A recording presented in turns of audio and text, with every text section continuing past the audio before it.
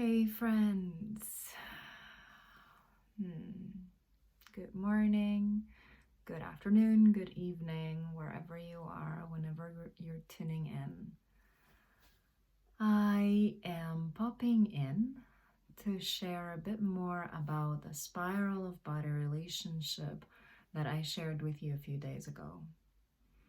I wanted to go a little deeper into it with you and share more about how this way of looking at our relationship with our body has emerged and why I feel it is important, and to also discuss a little bit more about the layers, what each layer involves, and just to go a little deeper into the spiral together. So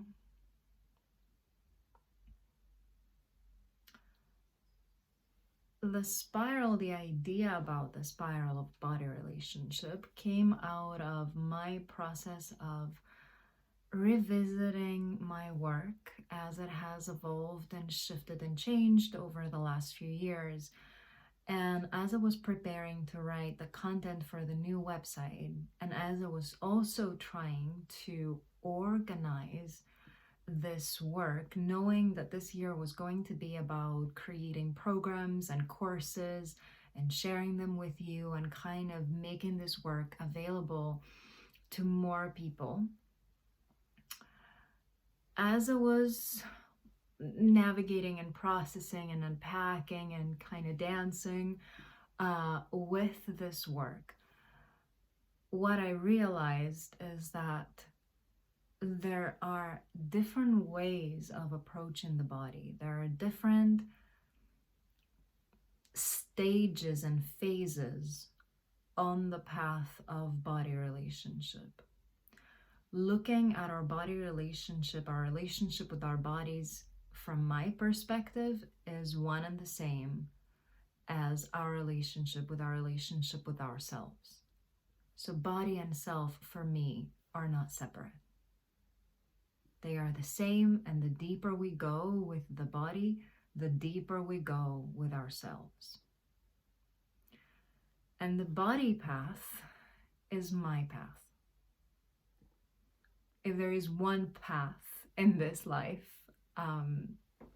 that has remained consistent, even though it hasn't been very clear always, like it doesn't mean that it was a fairy tale relationship or a love affair all the time, not at all. But the body path is my own path. It is the path that I'm really dedicated and devoted to, and I feel and believe deeply that it is a really powerful, profound path. So what I've been realizing over the years is that there is this initial phase, and as I have been supporting people primarily dealing with eating issues, body image issues, kind of struggling in this area, starting from there, as we would work on those experiences over time through therapy and coaching and all of those things, and eventually, which will look and feel completely different for everybody, by the way, but eventually there may be a point on the path where we arrive and we feel more at peace, we feel more balanced in terms of how we relate to our bodies and selves. So there is that initial phase where we face those experiences and arrive in a better place, in a more balanced place, in a place where our symptoms and our challenges settle, they lessen. And then what I've been exploring both in my own relationship, because obviously with my body, because this is how everything started with my relationship with my body, I've been exploring both in myself and also with the people that I've been working with more long term, what happens when we arrive at that place, when we arrive in a more steady, solid, peaceful place where there's more freedom in ourselves and our relationship with food and body, then what happens after that? What follows after that? And what I've been realizing as I've been speaking about that lately is that there is more. There can be, if we are willing, right? This is all a possibility. It's not a should, it's not a thing to create more pressure on you. It's not to say that, healing or moving through difficulties with food and body is not huge and is not enough. It is huge and it can be more than enough. And in my experience, food and body image issues can become an incredible gateway. They can become an incredible opportunity for initiation into the deeper layers and the deeper aspects of both the body and ourselves. It can open up a whole path for us because they create this opportunity to reconnect and to rediscover everything that the body is, can be, can hold, can experience beyond, just appearance, beyond that initial layer. As I say that, I'm aware that that initial layer, even though the symptom has to do with appearance, there is much more there as well. So I'm not suggesting that struggling with food and body is just about appearance in any way. So going back to that, there is this initial phase of that I call, in that spiral model, I call it the body layer. And it corresponds to the psyche aspect of ourselves, body psyche. And that is because this is where we come to meet ourselves, potentially for the first time in this way. Like, we come to reconnect with the body, to remember how it speaks, to remember how to communicate with it, to learn things that are really foundational, like how do I take care of myself emotionally? How do I manage my emotions and my reactions? How do I understand them? How do I deal with the part of myself that has turned into that voice that tortures us very often, and that is the voice of the inner critic? What do I do with that? How do I discover freedom? And how do I build collaboration? And how do I heal that part of myself that has been wounded and turned into the critic? How do I start relating to my body with more love and more acceptance and more embracing? Where do I come and meet my shadow and the parts of myself that I've excluded and have said no to? How do I start reclaiming those parts? So this is big. This is really big. Okay. And this is the layer that I call the body psyche. And this is the work that I've primarily been doing with people, starting from that place. And then over time, what I've realized is that we would very naturally and organically move deeper into the spiral. Now, the spiral means, I've very intentionally used the image of the spiral because it means that we circle through the layers over and over again, just from a deeper place. It's always a different experience. But it doesn't mean that it is a linear path, that we go from A to B to C, and then we graduate for life. It's not about that. It doesn't go like that. So, and again, in my experience, there are phases and periods in our lives on this path where each layer can become the primary focus of that phase that we're in. like where we're at with ourselves and our bodies, can kind of guide us into recognizing what it is that we need more. Now, do we need to go deeper and do more shadow work? Do we need to expand and increase our capacity to hold goodness?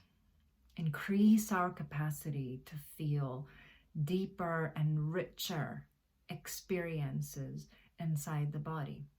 So this is the more ecstatic, alchemical, embodied, archetypal often experiences. What is it that we need? And so the first one is the body psyche. The second one is the soma. And the layer of the soma, in my understanding and in my work, includes the psychosomatic and the psychoenergetic. So going deeper into the body to work with each body part, to really understand how and experience how our bodies hold our stories, how they hold everything for us, how they have been shaped as a result of our stories.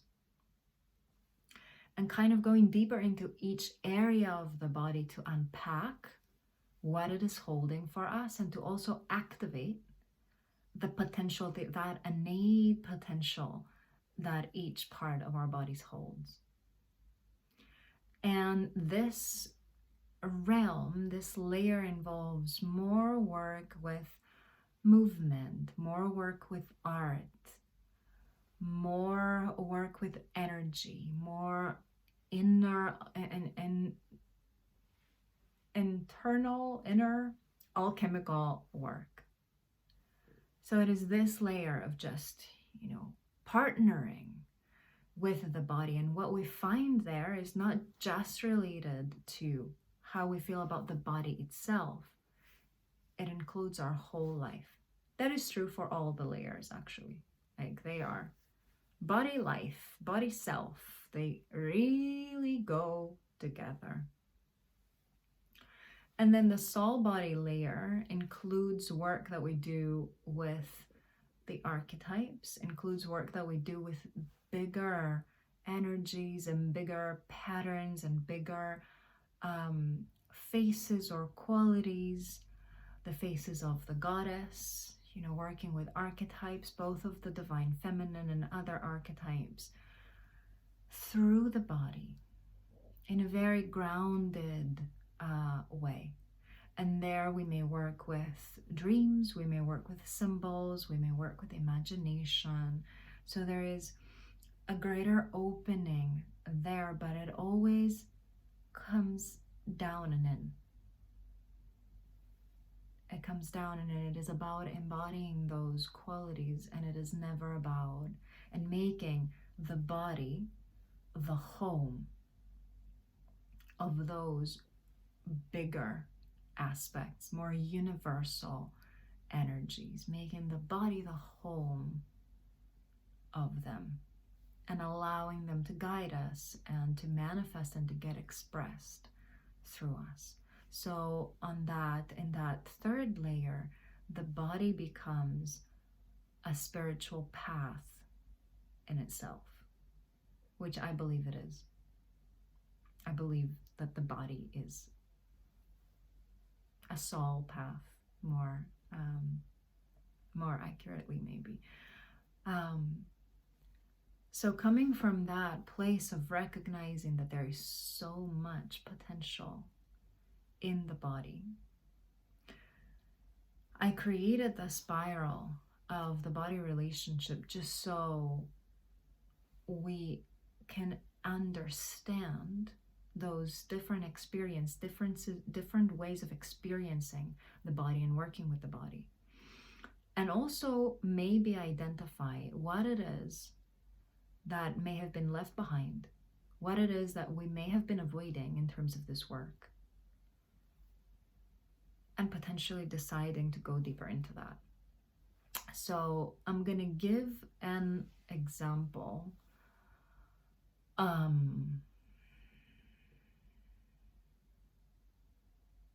So here's the thing. Here's something that I have experienced myself, and I've also been witnessing in many people and many of my clients. Very often the people that I work with are in some way interested in spirituality or in the body itself, or they are engaged in movement practices. They do yoga, they do other ways of conscious movement. Like, they have an interest in this area. And they eventually recognize that they are experiencing difficulties in a different, like, even though they are engaged in those practices, even though they're really, interested and aware and conscious, and they do have a connection with the body. So this is the interesting bit, and that was very interesting for me as well. When I was really struggling with my eating disorder in my late teens, early 20s, obviously, on a very deep level, I was not connected to my body at all, because I wouldn't listen, I wouldn't take good care of it, I would push it beyond its limits. I was very harsh, very judgmental, very neglectful, very, many things. So, and the body psyche layer was not there at all. However, at the same time, I was really engaged with practices and processes that kind of point to the other two layers that do involve the body. I was doing a lot of movement. I was doing a lot of yoga. I was doing a lot of Pilates. I was dancing a lot. I did technique and non-technique and, what have you, everything. And I was also very interested in spirituality. I was doing a lot of spiritual work, energy work, chakra work, all the whole thing. Super engaged. So it was not that I didn't have any connection to my body at all. But clearly, there was a big aspect that stayed in the shadow. And I think that body psyche layer is a layer, just like, the more personal stuff, just like the therapeutic work, the shadow work, the personal work, the work that we do with our immediate reality, our everyday patterns, the things that we carry from childhood.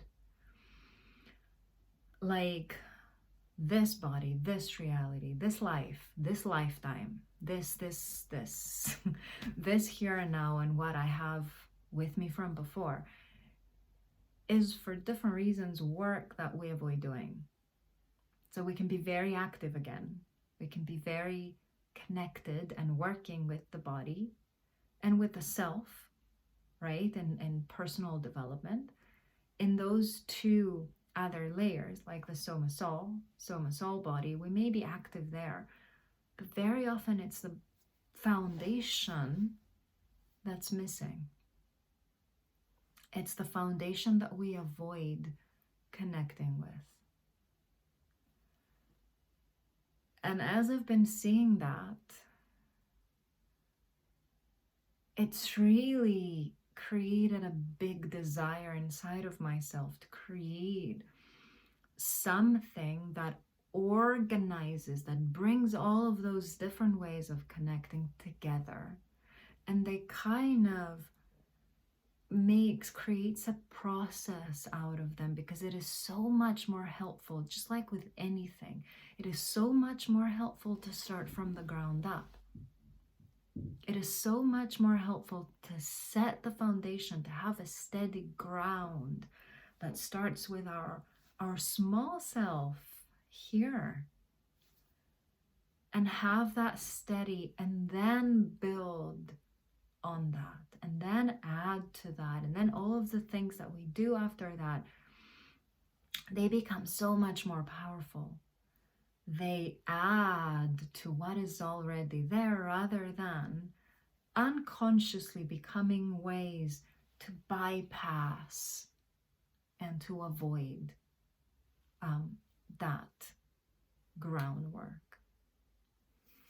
So, and it's also felt really important because those other layers, the soma and soul layer, are incredible and profound as well.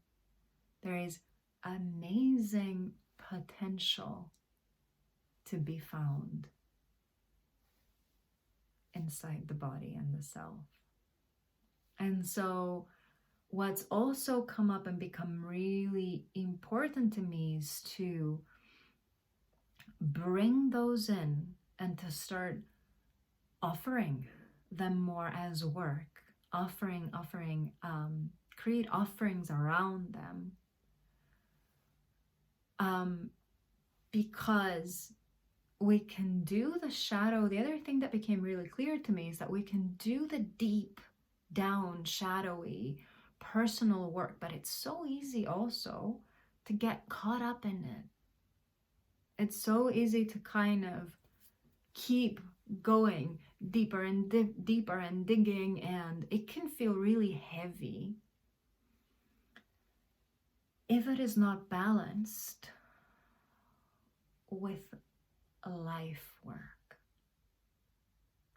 If it is not balanced with, there is the really processing and working with and healing what we're carrying, and it needs to be balanced out with cultivating and inviting and strengthening and expanding our capacity for more life.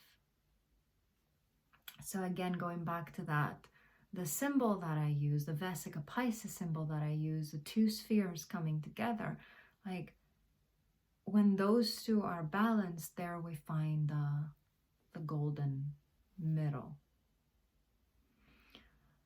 So I've really, exactly because, whether that is in terms of spirituality versus psychology, whether that is working with the body in this, that first layer, and expanding the body and finding those possibilities. And what I've realized is that it's the same thing. Just like there can be spirituality removed from psychology, ungrounded, ethereal, can turn easily into spiritual bypassing. There can be psychology that is completely removed from spirituality, and it can be quite dry and hard and heavy and tiring over time.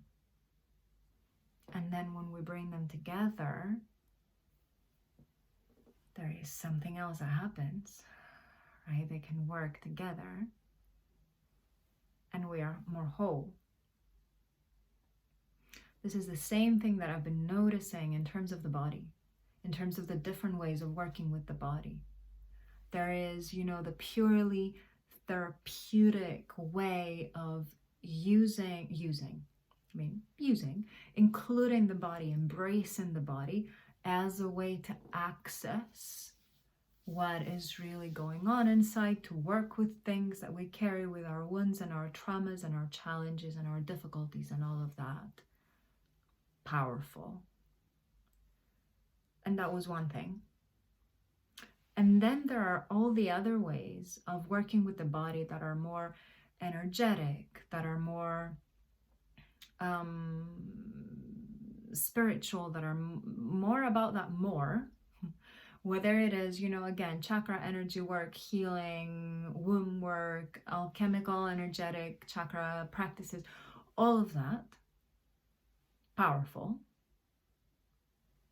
And very often, maybe more often than not, we experience them separately. And there is no connection between the two. There is a link that is missing there, that I've really been so passionate about bringing in,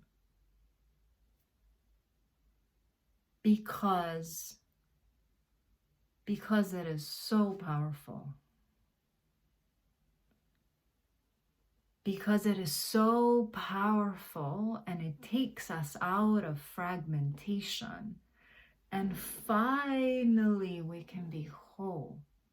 And both sides get strengthened and get more alive and get more empowered and potent when we bring them together, when we create this link. So my hope in creating the spiral and starting from the initial symbol, my hope in bringing those triads together is to really create that link, and to also, through the programs that are coming up, because there is going to be one program that I'm preparing for you, one program focusing on each of the layers. So you can start from the body psyche, which is coming up with the Body Freedom Alchemy very soon. Kind of starting from there, setting the foundation, and then continuing to move deeper into the soma and deeper into the soul body, with the opportunity to come back to whatever layer you need to at any time and continue doing the work. But just in this way, creating a path that is integrated, that is not fragmented.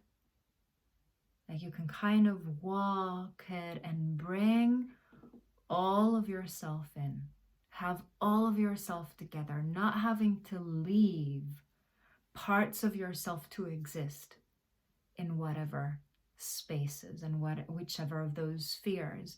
How often we kind of, it feels as if we need to exclude aspects of ourselves. And that can be really, like I have experienced that very deeply in my life. And I think the last few years being kind of traveling this path of, let's say, post-recovery path, has made it really clear to me just how important it is to create connection, to create that link.